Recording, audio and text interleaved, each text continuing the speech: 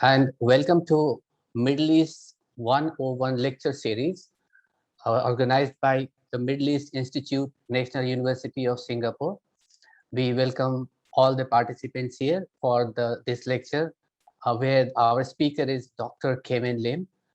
He specializes in Iran's domestic and foreign policy, but also researches other regional countries, including Israel, Lebanon, and Iraq. He is a senior risk advisor for the Middle East and North Africa at IHS Market's country risk analysis and forecasting team, offering clients geostrategic, domestic, political, and security risk advice and forecasts, and contributes analytical products and bespoke client advisory services. Dr. Lim received his PhD in International Relations from Tel Aviv University's School of Political Science, Government and International Affairs. He was formerly a delegate with the International Committee of the Red Cross, with postings in Palestinian West Bank, Sudan's Darfur region, Iraq's, Gaddafi's Libya, and Afghanistan, handling issues linked to the protection of the civilian population in the context of international humanitarian law and networking with non-state actors and armed militias. Dr. Lim would be talking on the topic Israel more than just Palestine, which is under the broader domain of geopolitical competition in the Middle East. Once our speaker finishes his lecture, then we will have question answer round for which our esteemed audience can type their question in the chat box and send it to MEI events team. They will then forward those questions to me. And my name is Asif Shuja. I will be the moderator for this session. So with this brief introduction, the floor is yours, Dr. Lim. Hello, everybody. Many thanks, Asif, for the introduction. So this lecture also took place last year, but since then, there have been quite a number of important changes, particularly in the turnover in government in countries like Israel, the US, as well as Iran. But before that, let me, again, like last year, start with a brief review of the evolution of Israel's geopolitical setting over the past 7 or 8 decades. In the first decades of statehood since 1948, when Israel was established, or perhaps reconstituted is probably a better word, its principal geopolitical challenge was largely survival in an extremely hostile environment. Until the late 1970s, Israel's major preoccupation was over wars of survival, state survival, national survival against multiple Arab armies. And every decade saw at least one major war. In 1948, we had the first one, the War of Independence, after Israel, of course, declared independence. In 1956, we had the Suez Crisis, which also additionally involved the UK and France. In 1967, we had the June Six-Day War. We had the War of Attrition between Israel and a number of its neighbors, including Egypt, from 1967 to 1970. And then we had the Yom Kippur War in October 1973. Now, these were interstate conventional wars, mainly against Egypt and Syria, which were the two leading Arab powers of the period. But they were also wars that at various times involved Jordan, which is Israel's immediate neighbor to its east, Lebanon, which is to Israel's north, as well as Iraq, which is at one remove away from Israel to its west, to its east. Now, conventional warfare in the region's mostly desert or semi-arid environment involved a focus on ground maneuver, a lot of ground maneuver, a lot of armor warfare, a lot of emphasis on air superiority, as well as aerial defenses. In order for such a country as Israel to compensate for quantitative inferiority, now if you look at the map, you'll see that Israel is a tiny drop within a very large Islamic ocean, a bit like what Singapore is with its neighbors, with its immediate neighbors at least. So in order to compensate for that sort of inferiority, Israel's approach to national security involved and still involves 3 key elements based on qualitative superiority. Number 1, the establishment of a disproportionately outsized military. This includes universal drafts, men and women, and what we in Singapore know as reservists. Number two, technological edge or superiority, including, according to foreign media reports, the DIMONA option, or in other words, nuclear deterrence. And number three, superpower patronage. On this last point, superpower patronage, just a quick note, in the early years since Israel's establishment as a state, Israel actually sought French patronage, and it only later afterwards turned to the US. Still continuing at the diplomatic level, in what was known, in what we call the periphery doctrine, Israel was also in those decades heavily focused on outflanking its hostile, immediate Arab neighbors. And how was it doing so? By establishing ties with an outer circle beyond these immediate neighbors that included non-Arab allies like Kemalist Turkey, Iran under the Shah, Mohammad Reza Pahlavi, the Kurds in Iraq, Ethiopia, and to a less successful extent, the Maronite Christians in Lebanon, to the north of Israel. From the late 1970s, this was already after the last big war, which was 1973 Yom Kippur War, Israel's geopolitical position began changing, particularly with the onset of the Lebanese civil war on its northern border. Now, this civil war, devastating, lasted from 1975 until around 1990, for about 15 years. Israel's military involvement in its northern neighbor, Lebanon, aimed at removing the threat posed by Palestinian militants who had been displaced to Lebanon from Jordan in 1970, some years before. Israel back then was also under the right-wing Likud government. Israel was for the first time under a right-wing government from 1977. So this period, the government was led by Prime Minister Menachem Begin, and then also Defense Minister Ariel Sharon. And during that period, Israel ended up invading Lebanon all the way to Beirut, many, many tens of kilometers into its north. Israel subsequently sort of scaled back its military presence and focused on occupying a security buffer in southern Lebanon, right on Israel's northern border, until the year 2000, for roughly 18 years or so. Now, back home, in the West Bank and the Gaza Strip, which Israel was able to bring under its control from 1967, in the 1967 Six-Day War, Israel faced Palestinian uprisings, or intifadas in Arabic, first in 1987, and again from the year 2000. But the point is that while Israel's conduct of warfare had now largely transitioned towards a guerrilla-type urban warfare situation, it no longer, by the late 1970s, it no longer faced an existential threat from the conventional capabilities of multiple massive Arab armies. That period was gone. Today, the main geopolitical threats that Israel faces, at this moment at least, is no longer existential in the way previously understood, nor against large Arab armies. And on many indicators of hard power, Israel is now the region's leading military force. What it faces today instead is an asymmetric threat posed by a large non-Arab Muslim state, namely the Islamic Republic of Iran, whose population is 10 times Israel's, and whose land territory is over 70 times Israel's. It is not just Iran, but also what is called the axis of resistance that Iran leads. And this is an axis that comprises mainly Arab militia proxies and client non-state groups like Hezbollah in Lebanon, as well as groups like the Palestinian Islamic Jihad inside the Gaza Strip. So let's take a closer look at this so-called axis of resistance and how this conflict with Israel has been panning out. So Iran has since 1979 seen Israel as an ideological arch enemy.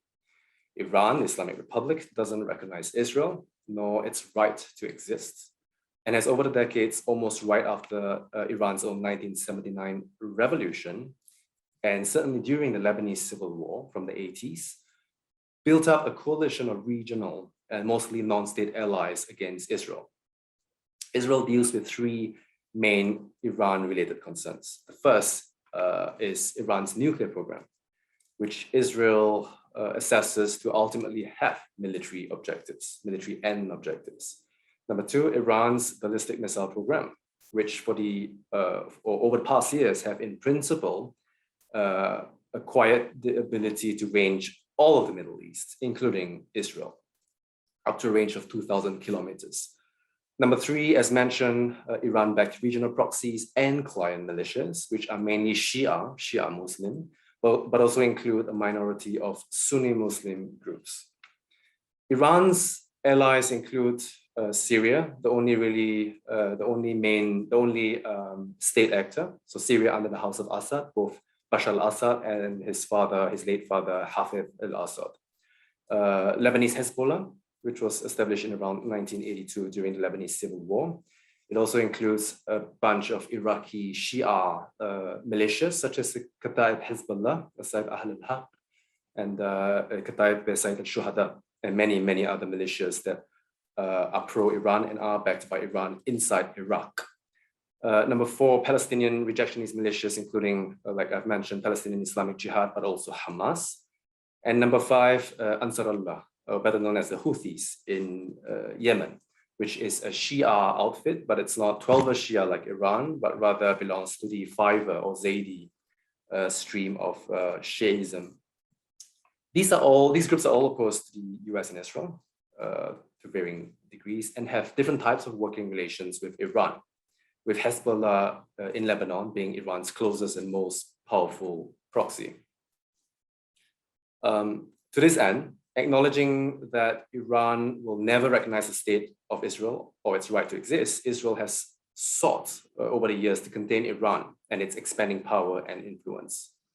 Now, in the past years, this has come to focus mainly on four arenas and heavily in the shadows, although this has also become increasingly open as well.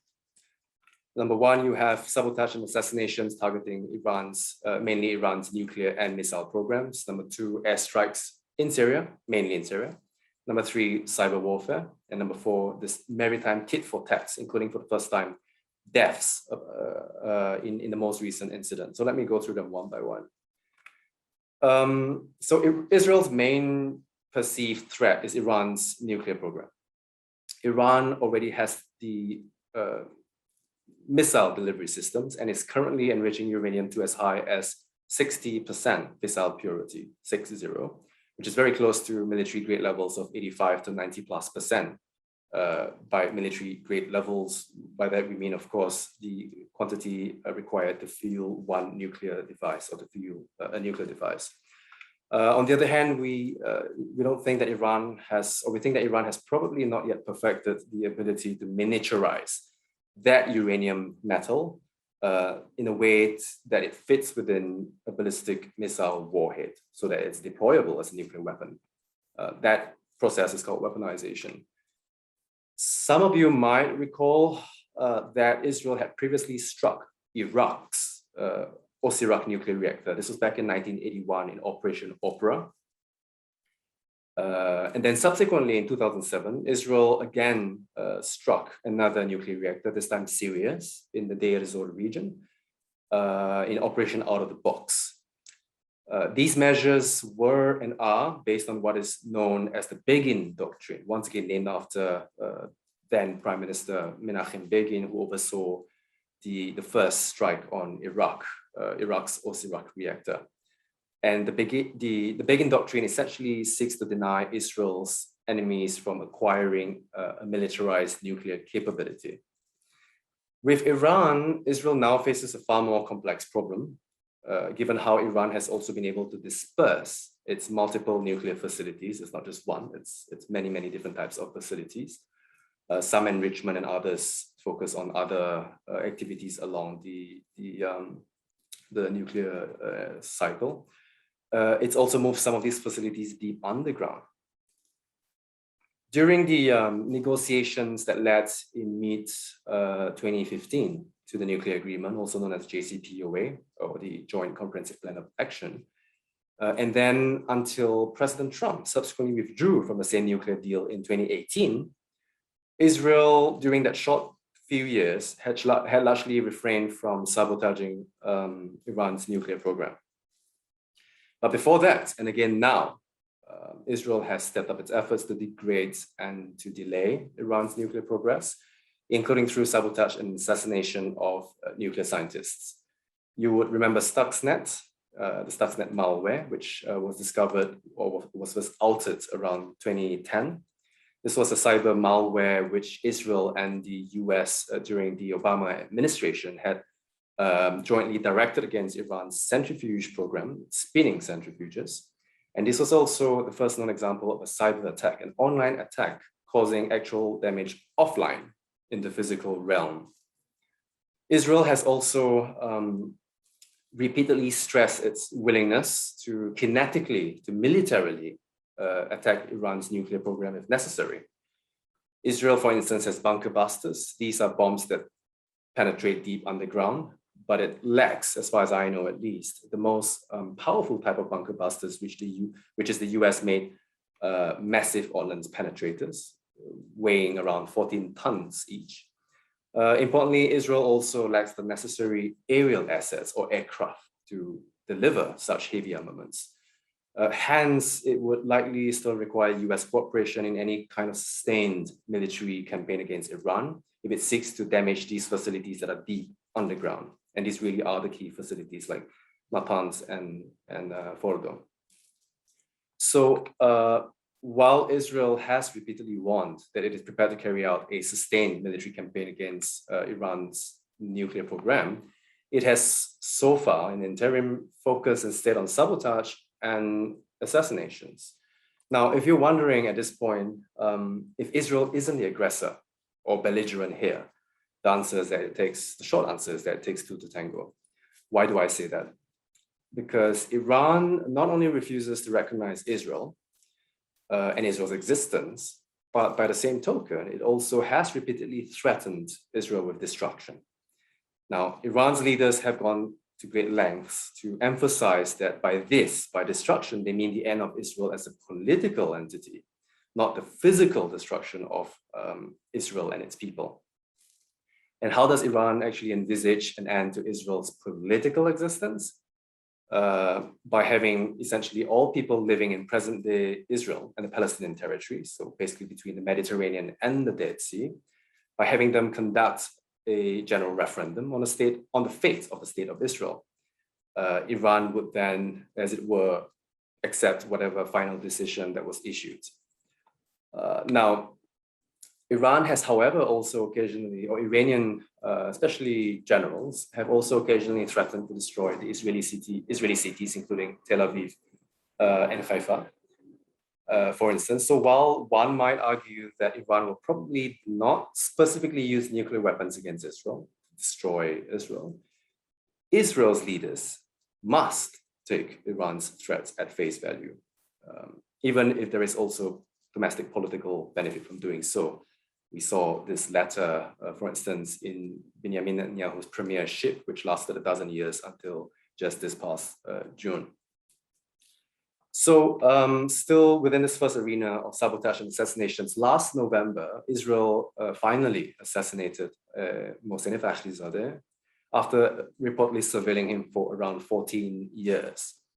Fakhrizadeh was a general of the IRGC, or the Iranian Revolutionary Guard Corps, and was the extremely secretive head of the military component of Iran's nuclear program.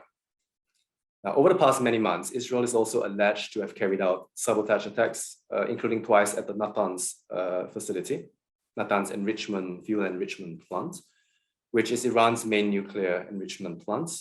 There was also a third attack on a centrifuge parts plant or factory in Karaj, which is a city just west of Tehran. Now, in the case of the Natanz attacks, the first targeted an overground advanced centrifuge assembly area, while the second attack, which occurred this April, targeted its main and backup power systems, which in turn reportedly caused damage to a large number of spinning centrifuges. You know what happens when centrifuges spin and they require power, and what happens when that power is disrupted. So this is the first arena. There's 3 more to go. In the second arena, civil war Syria, for the greater part of the last decade in order to prevent Iran from entrenching itself militarily on Israel's northern borders. Israel already has, by the way, the threat of Hezbollah on its northern borders. So Iran entrenching itself in Syria would extend that frontage along Israel's north and northeast. So in order to prevent that entrenchment, Israel has been carrying out regular and frequent airstrikes against Iranian or Iran-backed forces, and specifically also to target the transfer of precision weaponry from Iran to Lebanese Hezbollah in particular. In more recent years, Israel has also begun targeting laboratories inside Syrian territory. These are laboratories that work on improving the precision of missile or rocket arsenals. With very few exceptions, these airstrikes, Israeli airstrikes, do not typically elicit a response from Iran. It has on a couple of occasions, but they don't typically. Separately, they have also triggered Syrian air defense missiles that are supplied by Russia. Two recently accidentally entered Israeli airspace, though they did not cause casualties or damage. The third arena is cyber warfare. This is the third arena of confrontation between Israel and Iran. Now, other than Stuxnet, which I mentioned earlier, and which, by the way, Stuxnet was also the principal factor that spurred Iran into standing up its own cyber offensive capabilities. Both countries, Israel and Iran, including through proxy and non-state groups, continually target, I think pretty much on a daily basis, each other's cyber and online ecosystems, whether it's military, commercial, but also increasingly critical civilian infrastructure. There is, however, an asymmetry when it comes to the balance of cyber defense in particular, defense if not offense. While Iran has the capabilities to carry out, for instance, distributed denial of service attacks, disruption attacks, espionage, phishing, offensive malware operations such as Wiper, its cyber defenses are thought to be significantly weaker than those and underdeveloped compared to those of Israel's. Finally, we move on to the fourth arena, where we've also got tit-for-tat maritime attacks, which were first reported this past March by the Wall Street Journal, and which had begun sometime in mid or late 2019.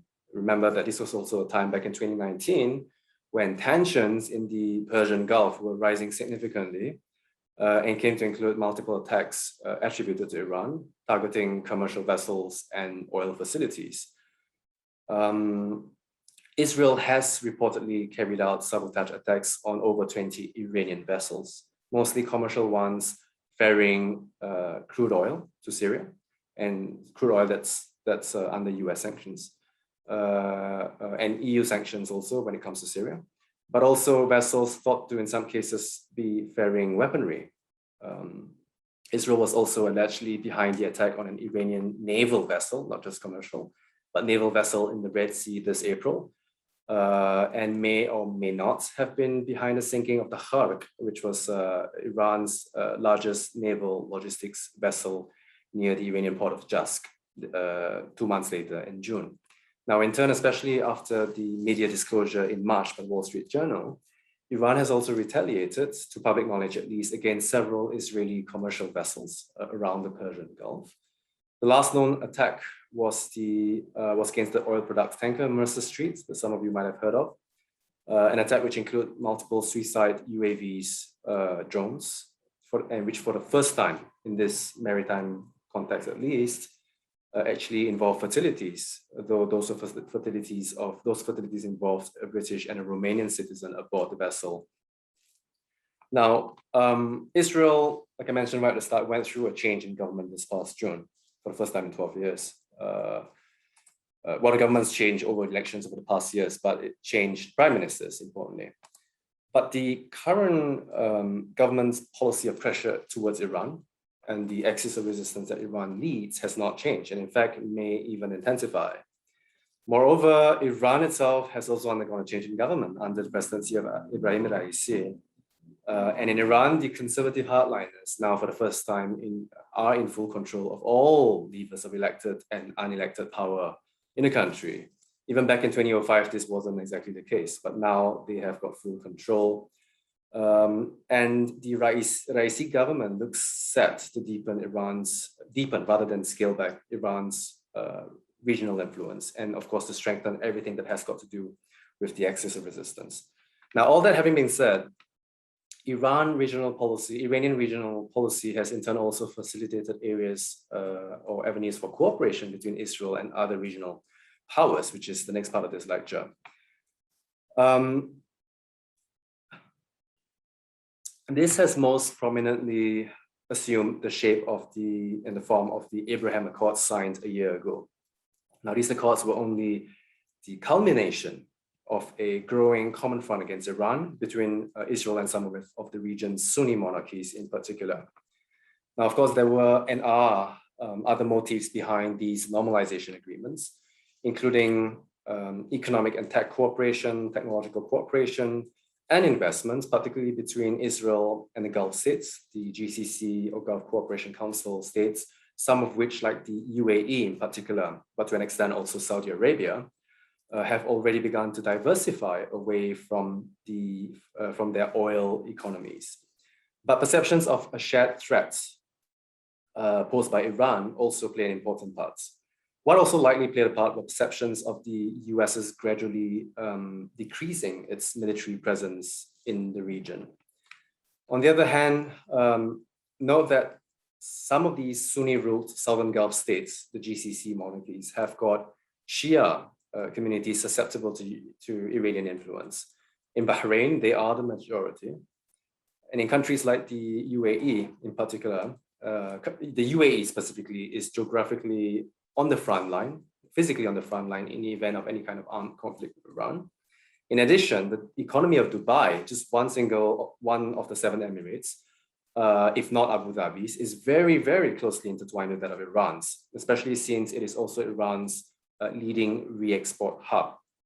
Dubai would have lots to lose in the event of armed conflict with Iran. Israel earlier, already in the 1990s, since the Oslo Accords, the peace process with the Palestinians, Israel already back then had some relations, or from then had some relations with some of these Sunni states, at least until around the start of the Second Intifada in 2000.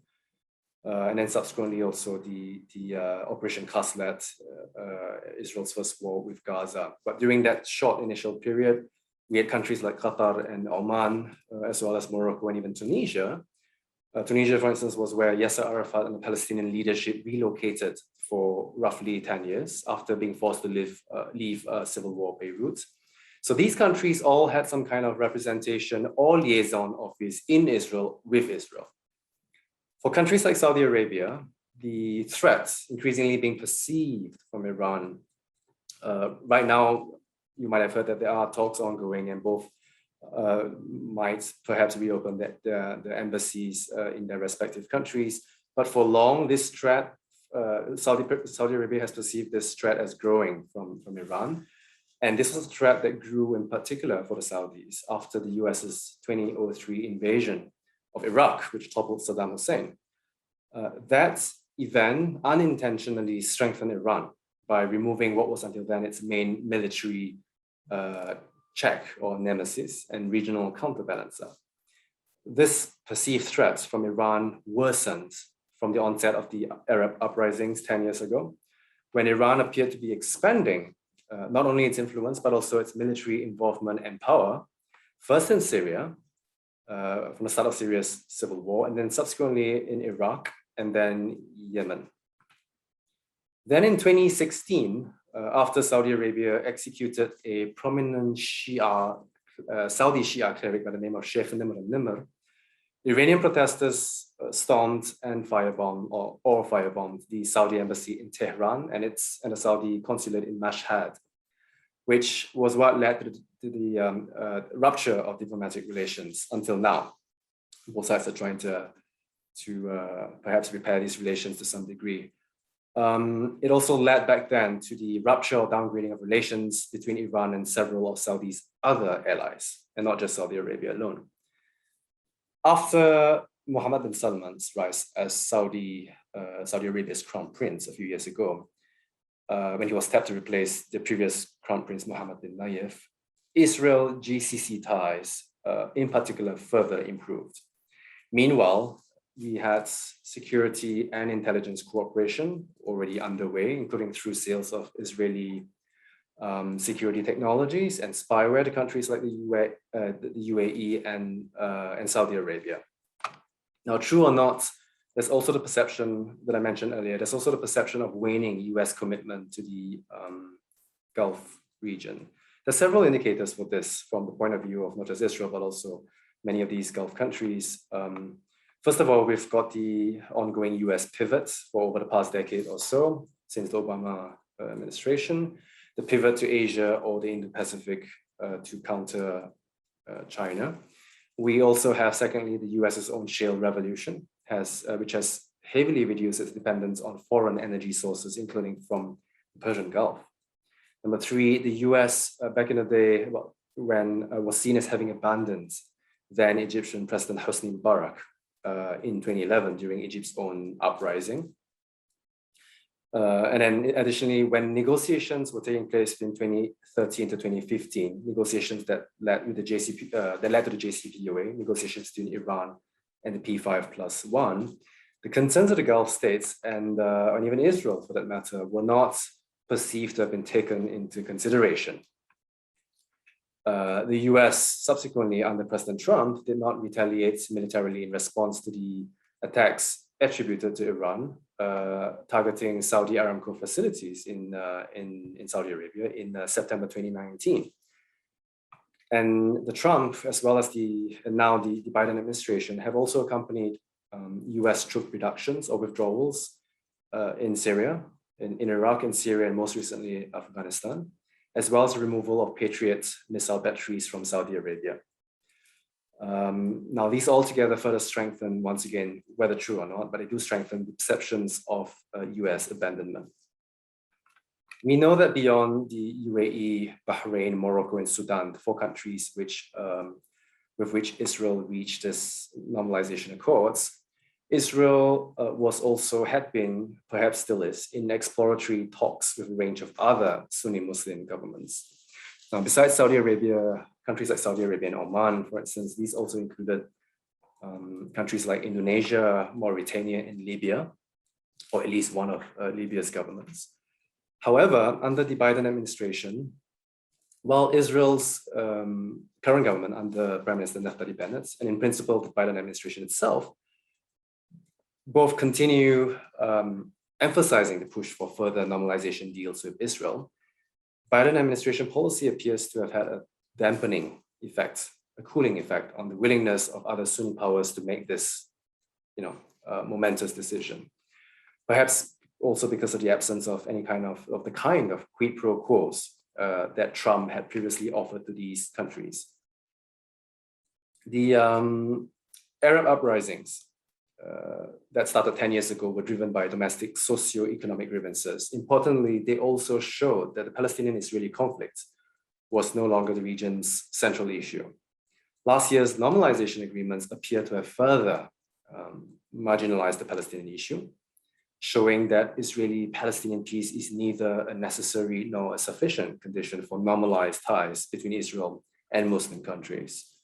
But ultimately, even if, for instance, the Abraham Accords might have drawn attention away from and given the lie to the Israeli-Palestinian conflict as the central organizing principle of the region's conflictual relations, the Palestinian issue cannot be ignored. And we saw this most potently in May of this year, for 11 very intense days, when Israel and Gaza fought their fourth major war, called Operation Guardian of the Walls in Israel and or Operation Sword of Jerusalem by the Gazans. The good news for Israel is that this war, the May War, which was also the first real test for normalization, did not damage its relations with its Abraham Accord partners. On the other hand, under the current coalition of change government, which is co-led by Prime Minister Naftali Bennett and alternative Prime Minister Yair Lapid, Israel, I think, better appreciates the logic of strengthening the Palestinian Authority, not Hamas in the Gaza Strip, but the separate Palestinian Authority and its president Mahmoud Abbas in the West Bank, and to strengthen them at the expense of Hamas in Gaza, even if we do not expect any genuine revival of the peace process, any kind of initiative by Israel's government, at least current government.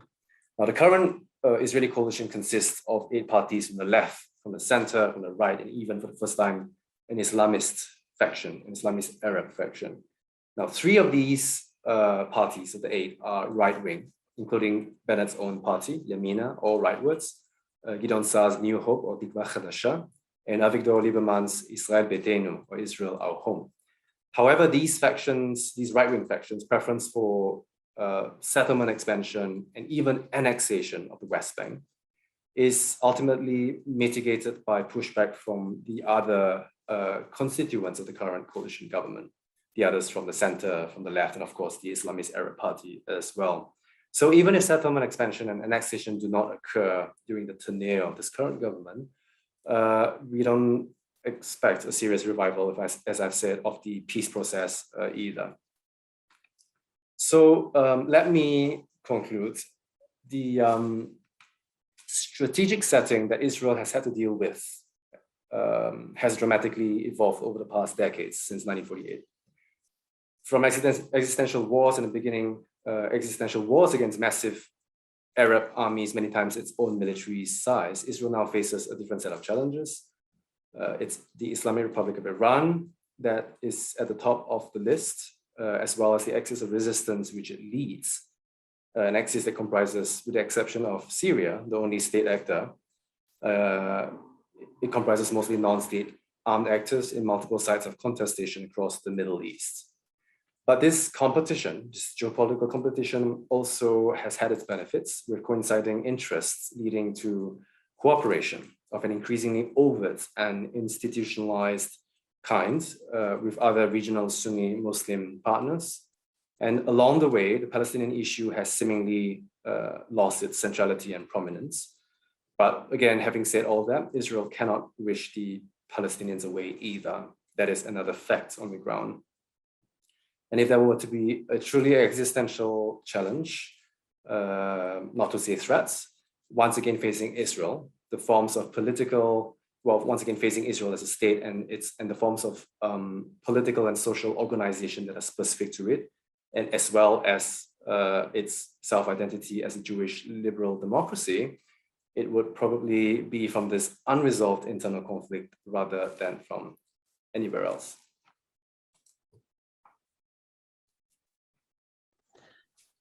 Thank you so much, Kevin. It was a real broad canvas on which you have portrayed the entire story of Israel from all its perspective. And I was just looking at the title, Israel More Than Just Palestine. I think even the next phase, Israel More Than Just Iran, it has crossed that phase also after the Abraham Accords. So it has actually crossed that Rubicon. And under that context, we have quite a few questions already come up, but taking the liberty of moderator, let me just first ask you one conceptual question, because it is linked to the paradigm of small states. How do they really strive to stay relevant? You have talked extensively about the security imperatives of Israel. So what exactly would you, I mean, if you could summarize in bullet points, what exactly are those traits which make Israel relevant despite being small in the world arena? So maybe if you could start with that, please. I think there are several, thanks for the question, Asif. I think there are several things playing to Israel's advantage. Israel is a country that's barely bigger in population than Singapore, barely bigger really. And with a territory not much bigger, I mean bigger obviously, but still really small compared to what I was talking about as the bigger regional, well, the bigger Middle East. It's really just a drop in there. But Israel has several advantages, and one of these is high tech. Israel really leads on many indices in technological development, in startups. It's called the Startup Nation. Many of you would have heard this of this epithet. It's a strong cyber power, certainly when compared to Iran. It's got a lot to offer in terms of cybersecurity, for better or for worse. Some of you might have heard also the cooperation involving with the UAE, involving NSO, an Israeli company, the Pegasus spyware, for instance. So these are things that are dual used to a very large extent. It can be used for good. It can be abused as well for these client states, for the states that are purchasing these sort of technologies from Israel. Israel, it's not just high tech, not just computer IT high tech, but also high tech across a wide swathe of other sectors. Agro-tech is one big thing, for instance. And one of the things that the UAE, for another deserty country, hopes to develop with Israel is in agri-tech. We're talking about making the desert bloom to abuse, a trope, an old trope, but also basically to be able to be self-sufficient or come close to self-sufficiency in agriculture in a desert environment, something that Israel has been able to contribute to over the past decades. We have Israel's a small country. It's got a very strong relationship with the US.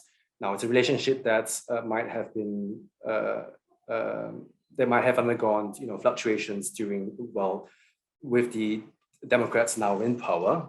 You saw recently what happened in the Iron Dome bill as well, the bill to finance the Iron Dome in Congress. So it's had its fair share of fluctuations, but it's still a relationship that moving forward is robust and very robust.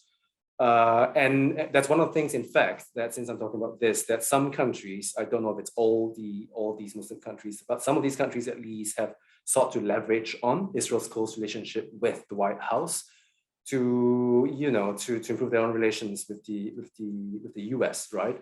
So it's superpower patronage, its own tech developments, it's got a strong military, and this is no secret, obviously. I mean, Israel also has military exports. Most recently, you might recall the last war, the second Nagorno-Karabakh war, we've now reached its 1-year anniversary. That was a war that, to which Israel had over the years, not during the war itself, but over the past many years, contributed to significantly as well in terms of sales of UAVs, drones to Azerbaijan, even though Israel now also has relations with Armenia. Israel,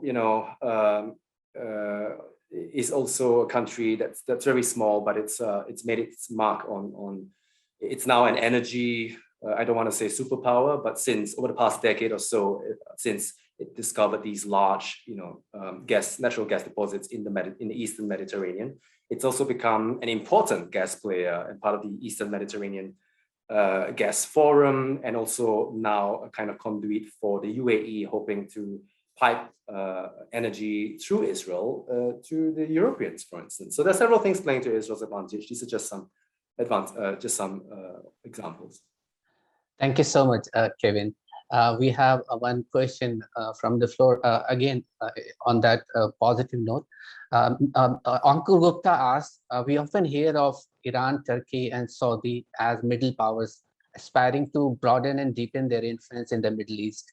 What is Israel's real aspiration as a player in the Middle East, besides staving off existential threats? So if you could answer that. That's an excellent question. So for a long time, I think now things have slightly changed, but for a long time, Israel proved itself to be really the leading military power in the region. And certainly after the 1967 war and 1973, when it beat back Egypt and Syria, which were really back then the two leading Arab protagonists. But then alongside this military strength, Israel didn't really have the hearts and minds, so to speak, of the region. And for a long time, you had this iron walls, these iron curtains between Arab or Muslim communities more generally, most Muslim communities in the Middle East, not all of them, but especially the Arabs, between the Arabs on the one hand and Israel on the other, so much so that you didn't really get interaction between both sides. And for those many long decades, I think what Israel, apart from really trying to survive and to attain qualitative superiority, which is what I was talking about, it did not really strive to reach out. Well, it did strive through diplomatic relations to establish ties, of course, with all the what I mentioned, to the periphery doctrine, but also other actors. But it did not, or was not able to effectively reach out to the broader audience, the Arab street first and foremost. This time, Iran was not an enemy, but the Arab countries were. Now that has sort of changed, right, over the decades. And this ties in, I think, also really closely to what I was just saying in my previous point about Israel's development as a tech power, not just a tech power, but on multiple fronts in water, in irrigation, things like that, that many countries in similar climatic environments would really benefit from. And, you know, there are, and on the Arab street today, and I'm not just talking about the countries that have signed the normalization deals with Israel, the UAE, Bahrain, and all that, but increasingly, still a trickle, I think, but increasingly, if you look at the social media of even countries like Iraq, you do get occasionally references to how, you know, not only should they normalize relations with Israel, but come on, Israel, we should normalize relations with Israel also because Israel has a lot of things that we can benefit from. Well, that we can benefit both ways. It's just not one way, not just one way, of course. So I think that has sort of changed on that front. And in that sense, I don't know if I would call that Israel having the hearts and minds, one of the hearts and minds of the Arab or the Muslim street in the Middle East, but it's changed.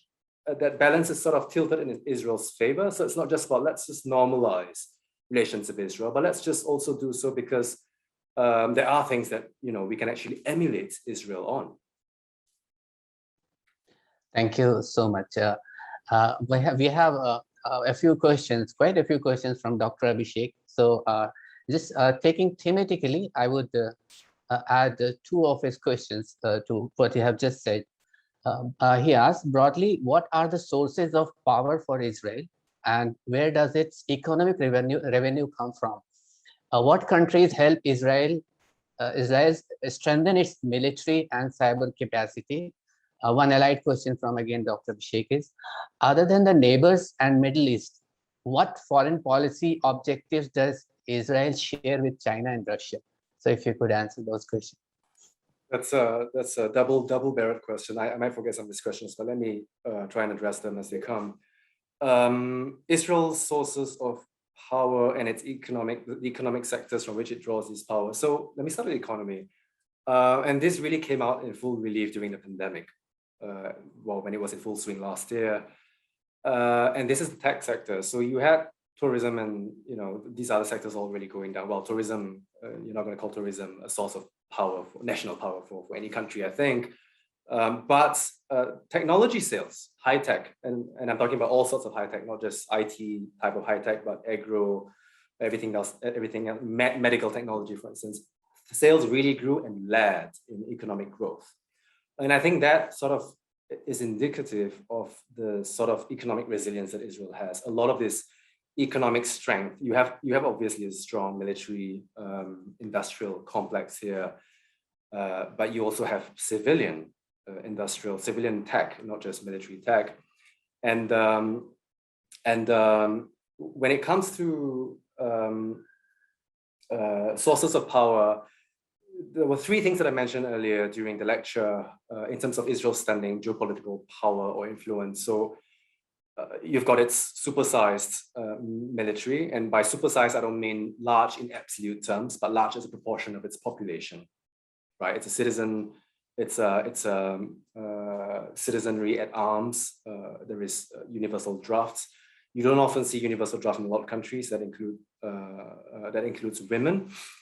Secondly, you have this superpower patronage, which is a very important thing. And it has also, this specific patronage has also contributed to the other question about cyber and military capabilities. I'll touch on this briefly after this.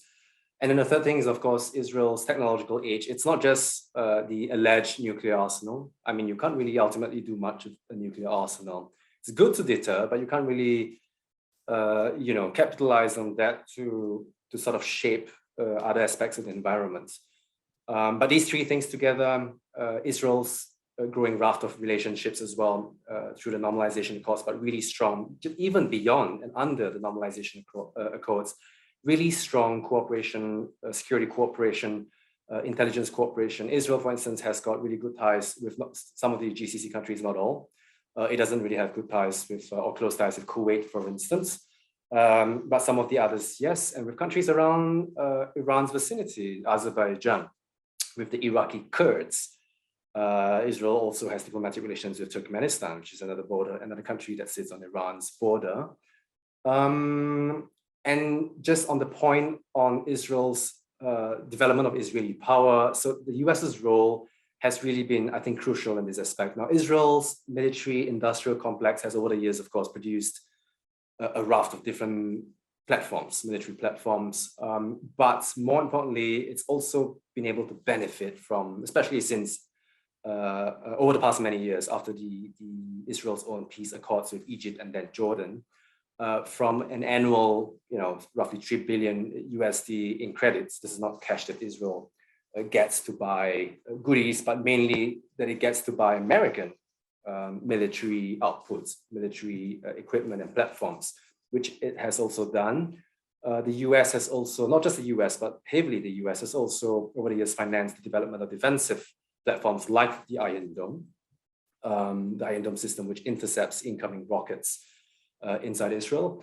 And in terms of cyber development, for instance, now Israel isn't technically a first-tier cyber power. It leads on many indices, but it's not technically a first-tier cyber power. If you look at indices that are put out by the IISS or the CSIS, for instance, but it does have very strong cyber cooperation. And a part of this is also, a lot of this is indigenous, coming from Israel's own tech sector, civilian and military tech sector. But a lot of that also has perforce to do with cooperation with the US, with partners like the US, the UK, France. And then on the last question on China, I don't really remember. There was a last question on China. Could you Russia and China. I mean, how are they aligned with these two countries? What the nature of cooperation between Israel and these two countries? So it's a very pragmatic cooperation. And it's one that continues to hold water. Let me start on Russia. So Russia, with the current turnover in government, with Naftali Bennett now prime minister, there was a bit of chatter here in Israeli media about how the personal relations between Vladimir Putin and outgoing and former Israeli Prime Minister Benjamin Netanyahu have now been sort of degraded at the level of bilateral relations between both countries, just because you don't have that direct phone call sort of set up in place, and that Bennett probably doesn't have the same kind of warm ties he has, personal ties with Putin. But cooperation continues, and this we see most prominently in Syria. And this is a very pragmatic form of cooperation, a lot of deconfliction mechanisms so that they don't accidentally kill each other's or strike each other's forces. There was at least one accident sometime back when involving the Russian casualties, military casualties. But with Russia, it's mainly been on that, or very prominently on that. So in that sense, in Syria, while Iran continues to entrench its military presence, and Russia sort of plays along with that, Russia really is the one that calls the shots in Syria. And it's given Israel space, so to speak, to do what it needs to do to a certain extent. Israeli airstrikes continue pretty frequently. They take place typically at night. But with Russian deconfliction mechanisms, they strike what they need to strike and not Russian forces. But on other fronts, there are tensions, of course. And this also ties in with Israel's own relations to China, which are really, really interesting. And why is that the case? So under the Netanyahu period, over the past 12 years, what we've seen is Israel really, how should I put it, improving its commercial trade with China, and essentially allowing Chinese investments deep into Israel's economic sectors, including its tech sector, which is sensitive. The previous government was very open, it was very China-friendly. Accords and agreements that were signed in tech cooperation as well, that also back then involved Vice President Wang Xishan, China's Vice President, which indicated the importance attributed by China to this tech cooperation with Israel. Now, both countries do not have what the Chinese call a comprehensive strategic partnership, a CSP, right?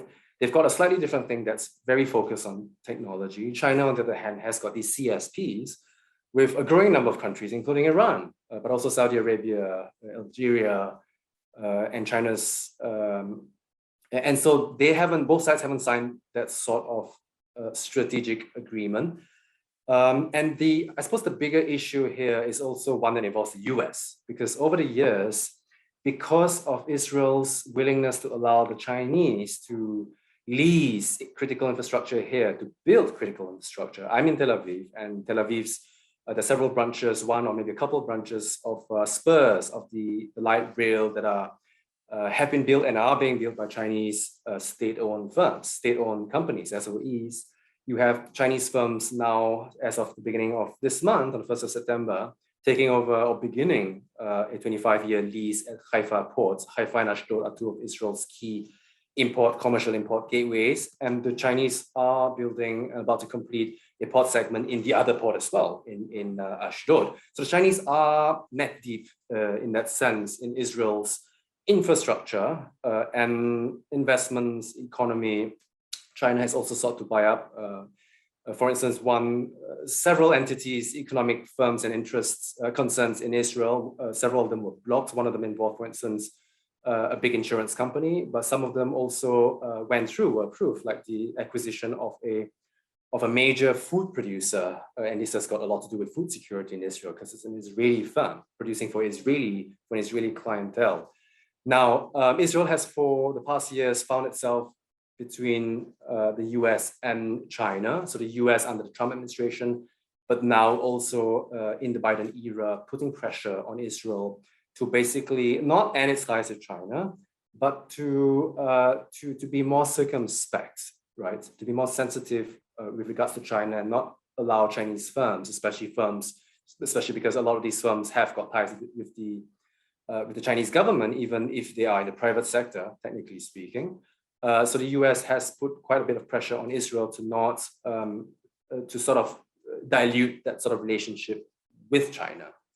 But all in, once again, on Russia and China, it's a relationship that's going to continue. China, yes, during the May War, some of you might have heard China denounced basically, Israel when Israel was carrying out airstrikes against Hamas and Palestinian Islamic Jihad targets inside Gaza. And that was in large part also to do with, China has its own issues with the US, and one of them is the Uyghur question. So there's lots of interplay here. But all in, I think it's a relationship that has got its sensitivities, but it's a very pragmatic working relationship that we think will continue. Thank you, Kevin. When we talk about China, more answers generate more questions. In that context, Thomas Tan, who has asked again many questions, but this one particular aspect of his questionnaire is linked to what you have just said. And he says that, he asks, you mentioned cyber warfare in that context. Recently, China instigated cyber attacks against Israeli infrastructure and services. Why and what does the CCP hope to achieve? So if you could.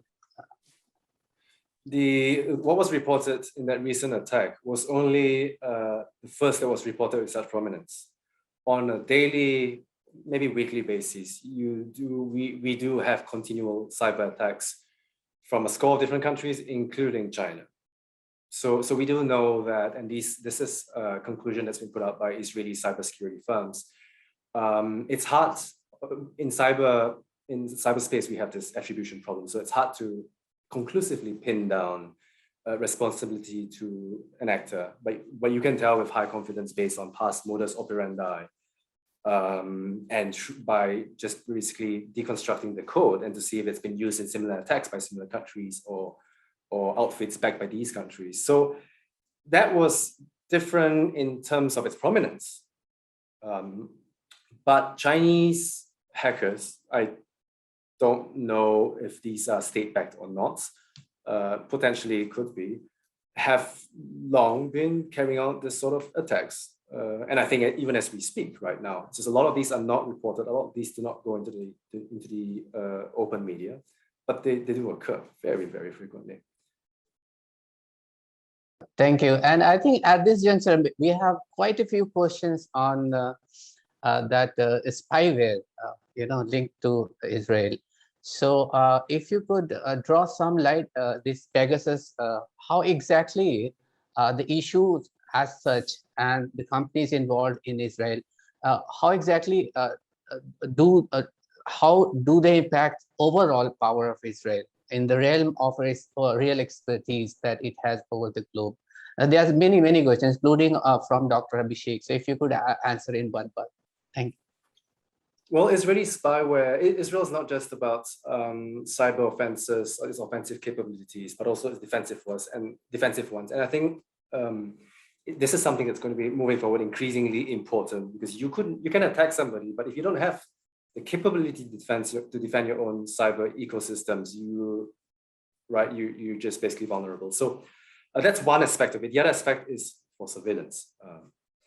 And so the NSO affair, the Pegasus spyware, to the extent of my understanding at least, was essentially initially given out with the understanding that these client countries, including the UAE, would deploy them against terrorism threats. We know that the UAE has got a very strong surveillance system, so it has the ability to avert, prevent, foil, thwart, brewing terrorist threats and the like. So that was the initial understanding. When this affair sort of blew up over recent weeks, Israel's government began an investigation into the parameters of this understanding of this acquisition or this sale, basically, to try and understand if the Israeli side of things, if the Israeli firms involved, it's not just NSO, there are also other companies that are involved in selling similar types of technologies, and not just to the UAE, by the way, also to Saudi Arabia. Whether these had observed their duty of care, so to speak, if they've done their due diligence just to ensure that these sort of technologies would not be abused by client countries. That I don't know what the outcome of that investigation is. It's been quiet since then. This was about maybe 4 or 5 weeks back. But on the question of how this buttresses Israel's power, if I understood correctly, so there is also, it's also something that was used, for instance, by Morocco. There was something of a scandal here when I think, apparently I'm not entirely clear on the details, when the government was listening in also on the king's private correspondences or something. There was something along those lines. I don't remember exactly.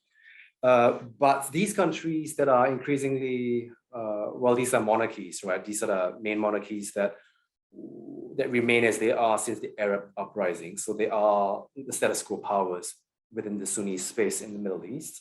And they have a strong interest in maintaining their status quo. And in order to do that, part of the requirement is a regime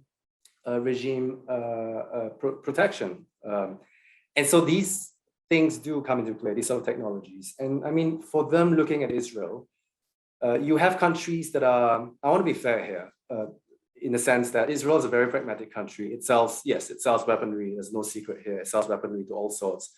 It in the past also sold weaponry to Myanmar, to Myanmar's military leadership. So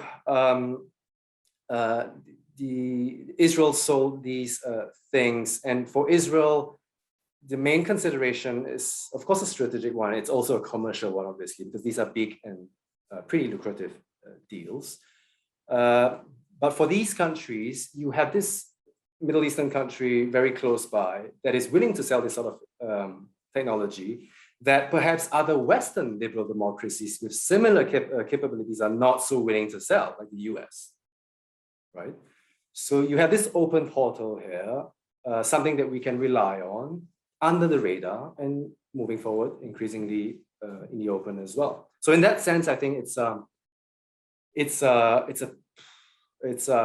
something that works to in Israel's favor. It's got something to offer, but once again, it's not. I mean, the US itself, for instance, has relations with a country like Saudi Arabia, right? So you've got that raises ethical questions. Is it right for the US to be working so closely with a country like Saudi Arabia or Pakistan? So Israel has that similar sort of. It may have to grapple with similar questions, but it's not such a prominent issue here.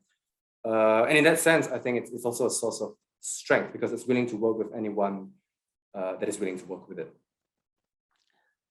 Thank you so much. And I think we have next question from Alfin Fabre Basundaro. He was a bit skeptical whether he is asking the right question, but I think you have just covered an aspect of what he has asked. His question is the survival-based foreign policy also influenced the mentality of Israel society to emphasize this survival aspect? That means turning bane into boon. One allied question, we could just cover that as well. Is the normalization of relationship between Israel and several Gulf monarchs also related to energy issues? So if you could answer these two questions from Alfie. Sure. The first question, if I understood correctly, it's whether Israel still has this survival mentality. Was that the question? How is it trying to convert that weakness or the problem into a strength? Yeah, of course, related to its existence problem. Yeah, those issues. Okay. Let me start with the second question. This is more fresh. So Israel itself is a gas power, has become a gas power over the past years, over the past 10 years. And it's monetizing, it's exploiting, it's exporting, it sells gas to Jordan, to Egypt and onwards. There is this aspiration by several countries to also pipe gas onwards to Europe, starting with Greece and then Italy. In terms of energy, Israel, like I mentioned earlier, is also a land bridge of sorts. So the UAE now wants to is piping energy through a pipeline that has existed since the Shah's time, right? But it's being repurposed, revived and repurposed for the aims of piping UAE energy towards Europe as well, and potentially also in the other direction. It goes both ways.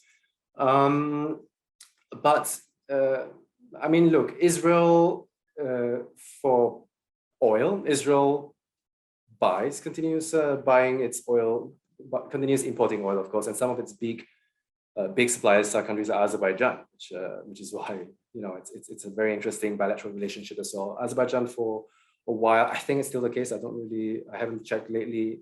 Was really had the lion's share of Israel's oil imports. You had countries like Kazakhstan as well. Both are Muslim countries. Azerbaijan is also a Shia country, but a secular one. So in that sense, I think that there is certainly scope for energy cooperation, not just in terms of direct imports into Israel's own industry and economy, but also with Israel as a transit point. Now, on the first question, turning that siege mentality, that survival mentality into a strength. So it's often remarked that Israel's garrison state sort of mentality has got a lot to do with the Holocaust, right? In a sense, yes, the Holocaust is something that's repeatedly mentioned when Israeli leaders talk about the potential destruction of Israel by countries like Iran. They frequently invoke the Holocaust, but often also for more emotional purposes. The Holocaust wasn't the reason that Israel was established. Israel was already on its way to becoming a state. The Holocaust merely gave it the last push, historically speaking. But turning that into strength is something that Israel really, if there is an Israel Inc., it is that, right? It's basically the whole transition that I've talked about, initially a very strongly security-oriented one that has now also come to cover broad segments of the economy with tech first and foremost.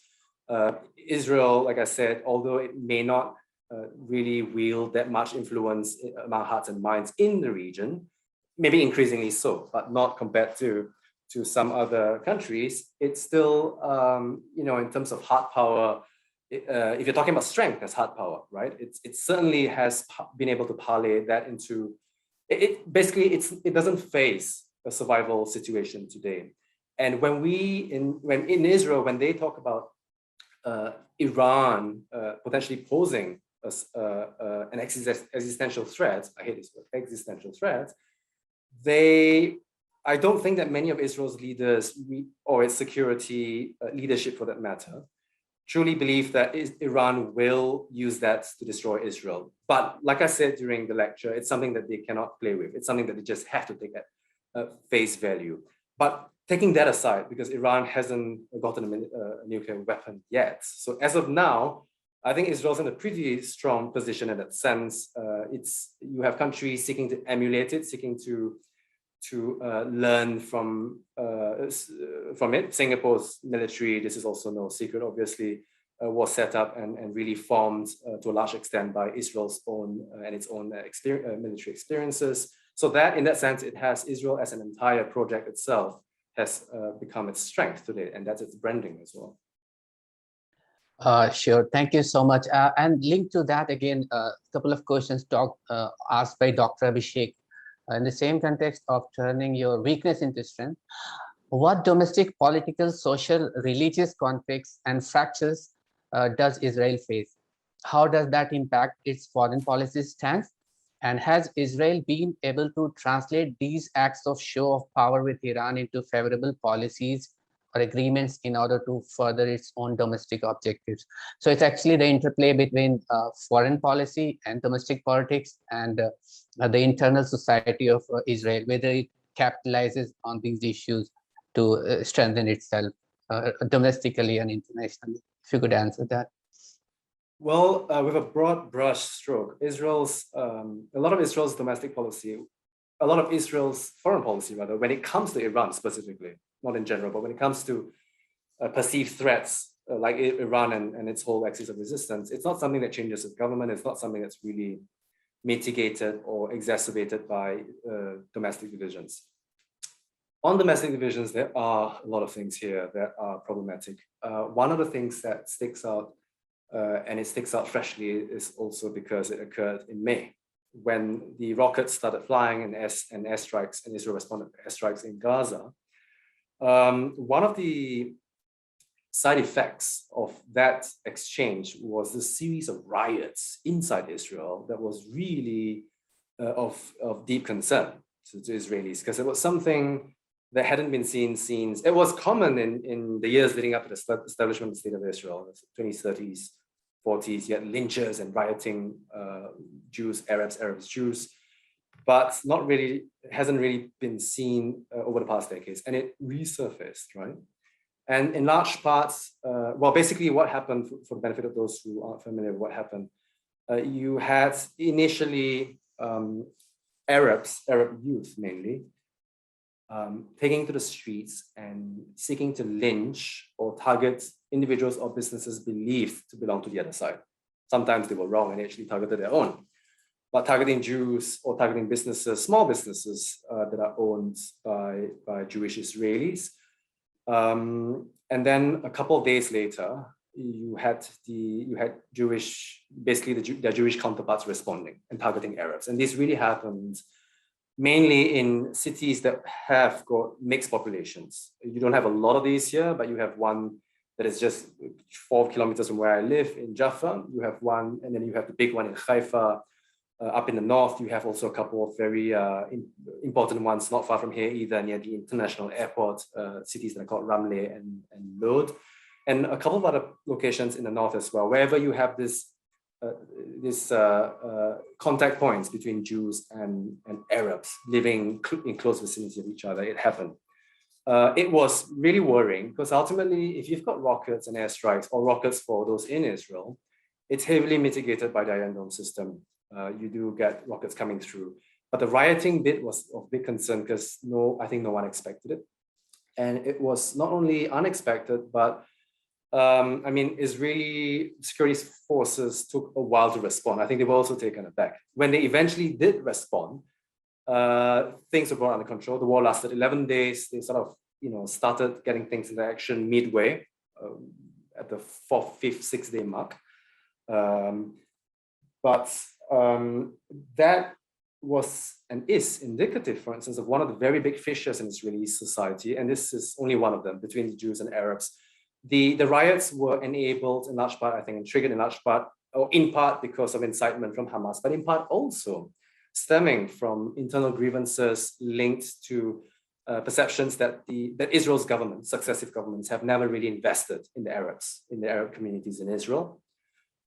They've never really bothered to fight crime. You've got some of the highest crime and violent crime and murder rates within Arab communities that Israel's Israeli law enforcement authorities have simply not been able to get a hold on, or have perhaps not been very willing to get a hold on, because these are within Arab, among the Arabs themselves. So these sort of fed into these grievances.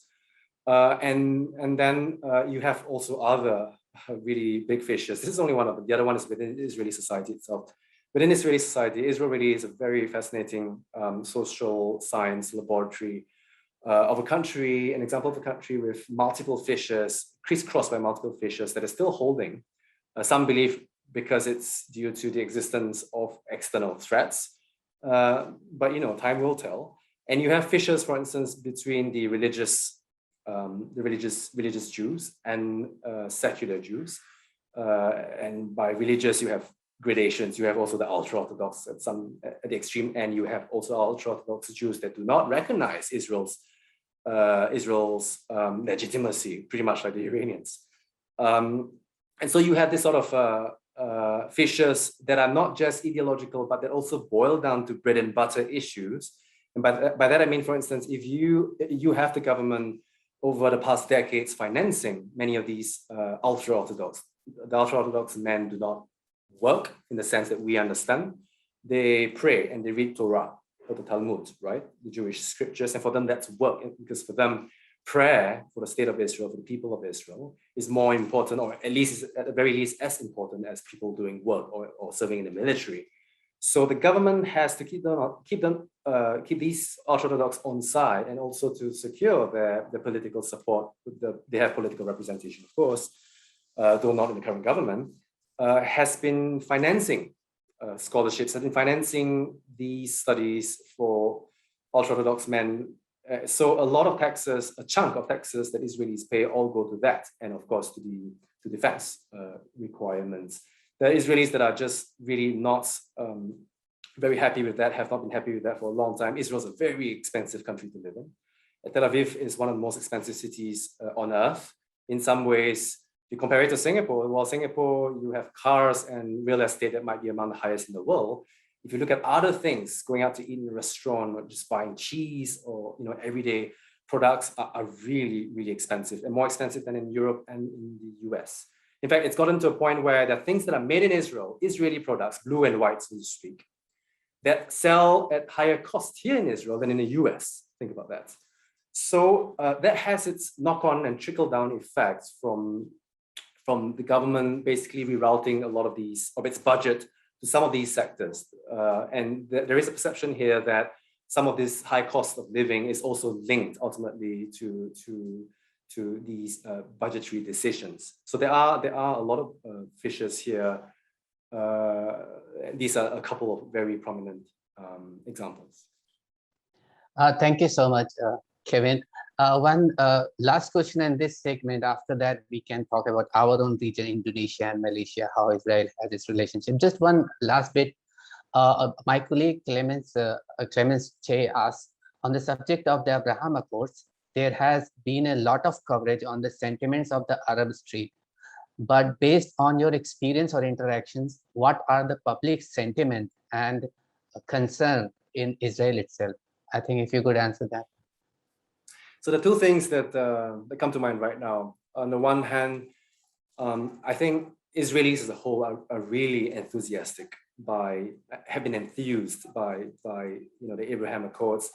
You go through the city and you get huge hoardings. Not today, but right now is the first year anniversary of the Abraham Accords. So you have things written in Arabic as well as in Hebrew, but also in Arabic, saying the UAE in Israel, basically very a lot of pro what's the word, UAE sort of, Bahrain to a lesser extent, but the UAE really is the big one that stands out here. And a lot of Israelis are very enthusiastic about these Abraham Accords. There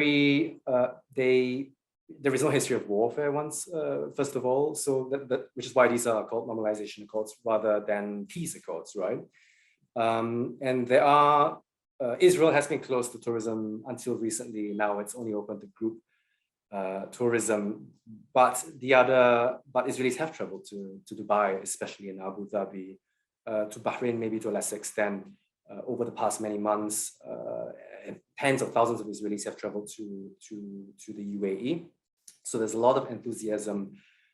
Israel, and it's not just at the elite level, at the level of the commercial or political or defense elite. I'm talking about everyday Israelis. And also with countries like Morocco, there is, many of you might know that there is a very, in fact, Israel's, I think, maybe second single largest ethnic Jewish ethnicity is Moroccan. It's massive. Many of my neighbors are Moroccans, for instance, of Moroccan origin. And so Israelis have traditionally been able to travel to Morocco just indirectly. And now we have direct flights to Marrakesh, to Casablanca. And it's a great thing. So again, that sort of strengthens this whole thing.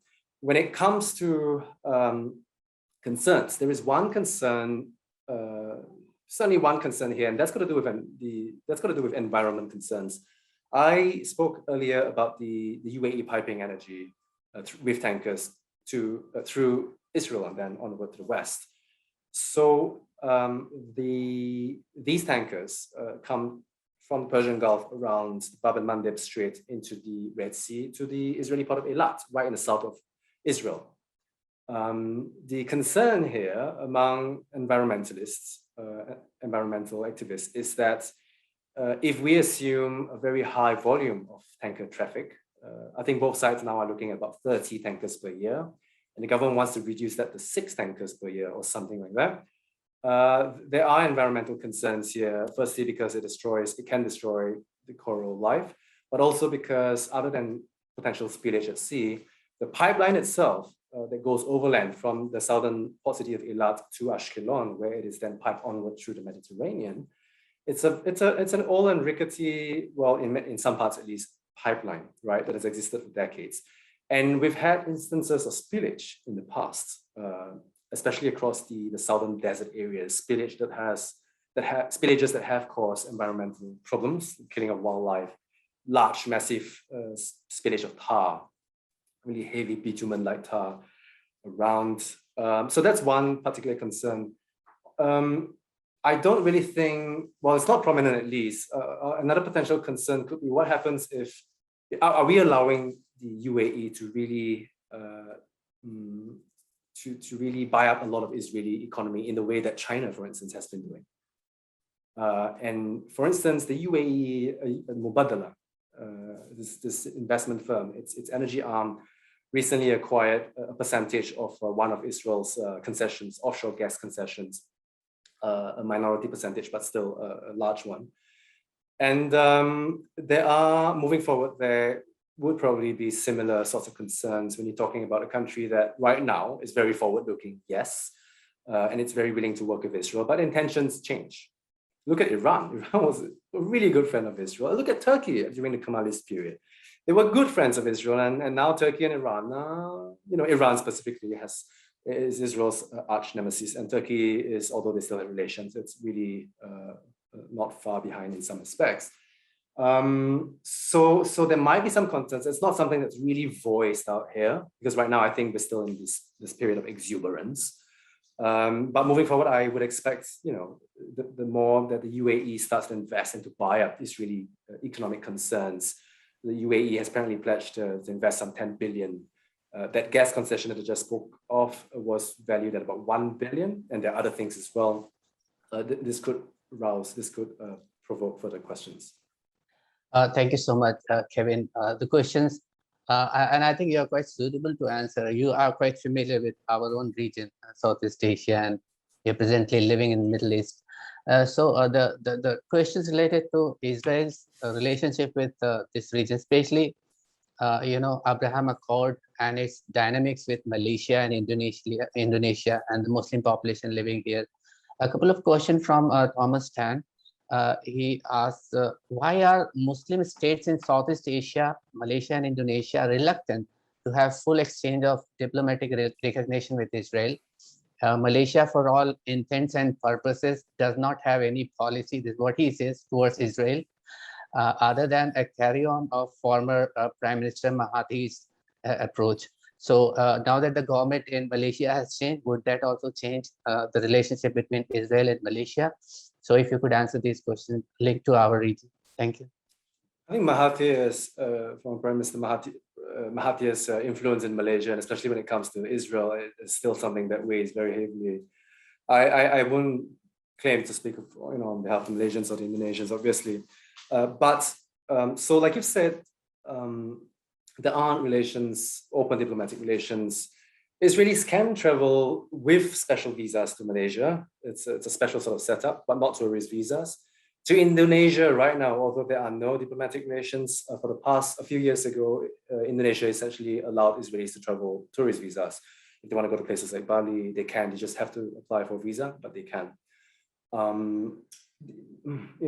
As to why, Israel certainly does want to have diplomatic relations with these two countries. Indonesia is pretty much key. Malaysia is also very big, and in terms of population, is along the ranks of Turkey and Iran. And so it's a big Muslim country. And like I mentioned earlier, Israel has been in talks with Indonesia. I don't know if it's tried. I must imagine that it has also tried in some way to reach out to Malaysia. But I don't know, I haven't come across mention of that. But I know with Indonesia it has. I don't have the specific details. So with Indonesia, it's been, there is trade as well with Indonesia, right? But it's trade of the sort that, for instance, some years back, I walked into a furniture shop here in Jaffa, and I inquired as to the origin of these, the stuff, the things that he was bringing in, the shop owner, and everything came from Indonesia. And then I asked him, how did you manage to bring it through? And then he got very sensitive and he wasn't willing to answer my question, but it was all, you get Indonesian things, you get trade with Indonesia, that's my point. But it's been under the radar like it had been for, between Israel and the UAE, Bahrain, and a couple of other countries as well. It's I think on the Israeli side, the will is certainly there. On the Asian side, I don't know what exactly their motivations or their concerns are. So, but I think that one of the factors that might remove that obstacle is if the Saudis themselves eventually, if a normalization agreement actually came to fruition between Israel and the Saudis. Thank you so much, Kim. This question related to Abraham Accord and the normalization of relationship. Kirk De Souza asks, what is the likelihood of formal Saudi-Israeli diplomatic ties, presumably if or when Crown Prince MBS consolidates power? And what would the foreign policy implications be for the predominantly Sunni Muslim nations in Southeast Asia? It's linked to this region as well. To Southeast Asia. So working backwards, I think that would certainly open up, I think that would very likely open up the floodgates for relations with countries like Indonesia. Indonesia, yes. Malaysia, I'm not so sure. Malaysia has its own Israeli operatives, for instance, allegedly, killed or assassinated a Hamas operative in Malaysia a while back. But in terms of the likelihoods or the prospects for a Saudi-Israeli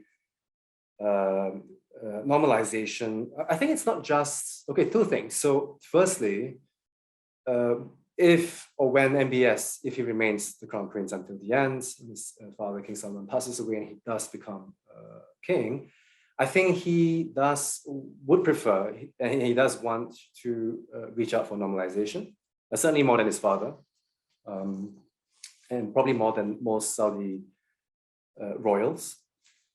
On the other hand, I think what's also been stalling it at this moment, at least, has got to do with the quid pro quos that I was talking about with regards to the US. Had the Trump administration continued this year instead of Biden, there is chatter here that, a counterfactual for sure, but there is chatter here that, we probably would have seen the Saudis coming out in the open and saying, okay, we also want to sign a normalization deal with Israel. That didn't happen. We recall that, for instance, there were these quid pro quos that I was talking about in the case of the UAE, even if this was denied as such, in the UAE, it got F-35s, stealth fighters in the US, with Israeli approval as well. In the case of Morocco, it was American recognition of Moroccan sovereignty over the Western Sahara against the Polisario Front. And in Sudan, it was, I think it had to do with being taken off the sanctions list. But you had these quid pro quos that were in place. Some of them may have come to fruition, some of them not entirely. So for instance, in the case of Morocco, and I think Sudan, I'm not sure, but in the case of Morocco, I think the ties are good now. But some of these things that the previous administration in the US had promised probably has yet to, realize them in full. I don't know what, with the Saudis, they already are buying up a lot of American hardware. So on that front, it's hard to imagine how much more they can really get in terms of cutting edge military technology from the US. There are some things that have got Israeli sensitivities, obviously, because in the end, when I spoke about technological superiority in the early part of my lecture, it's about the US also helping Israel to maintain its technological edge. And that includes even if countries that are at peace with Israel, because you never know when regimes might change. So that's also the other thing. It's not just the will of MBS to want to forge such an agreement, but also what it gets in return, I think. Thank you so much, Kevin. You have almost answered all the questions. One question, I think it could be the last question. It relates to your personal life also. It's asked by Boxon, and this could be the last one. Why is local produce more expensive in Israel than in the US? Any thoughts on that? Because they're monopolies here, and because the government, well, certainly the previous government, Netanyahu, had been, and still is to a large extent, a very neoliberal, kind of driven by neoliberal sort of economics. Israel started off as a socialist, not socialist in the socialist sense, but a Zionist socialist kind of society. And over the years, it's come to privatize a lot of its economy. But with the government really pushing forward on this whole neoliberal orientation, it's come to really heavily favor tycoons, for instance. And that's one of the grievances among Israelis here. You get people here that hold concessions, exclusive concessions and monopolies on certain things. And that includes dairy products, for instance. Dairy products is something that's very basic. And so they are price makers and we are price takers, right? And we don't really have a say. There were protests here, large-scale protests numbering up to maybe 1 million or maybe short of 1 million many years ago over the past decade. But over the years, they've sort of just fizzled out. They didn't really, people just are resigned to the state of affairs. So they do sell things. For instance, there's this chocolate. What I was referring to specifically was this chocolate called the Pesach Zman, or break, like a break time in Hebrew, that's sold in the US that's more expensive than in Israel. Sorry, that's so cheap, lower cost than compared to Israel at the dollar shekel exchange, just because they can. Quite observant you are, Kevin. So delightful to have discussion with you, posing questions to you and listening to your answers. I hope I have covered all the questions directly or indirectly. Apologize for not taking some of the names of the questioners because of the paucity of time. But I think the audiences would agree with me that it was really a very delightful, insightful, and very informative session with you, Kevin. I hope to host this kind of session again. And I thank you to you, to the audience, and also Middle East Institute for organizing such a wonderful event. And I hope to see all of us next week in our next session. Please look at the calendar. Thank you so much.